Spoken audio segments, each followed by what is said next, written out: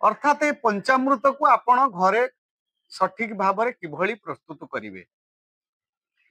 1 चामच घी, 2 चामच महू, 4 चामच मिश्री अथवा गुड़ आपण नहीं पारिबे, 8 चामच दही एवं 16 चामच क्षीर।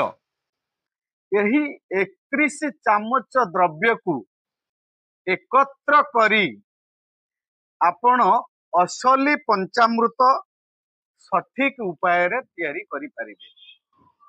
एई मैजिकल पंचामृत को आपण परिवार रे ठाकुरंको पाखरे समर्पित कले स्पिरिचुअली, मेंटली, फिजिकली, सोशियली एवं इमोशनली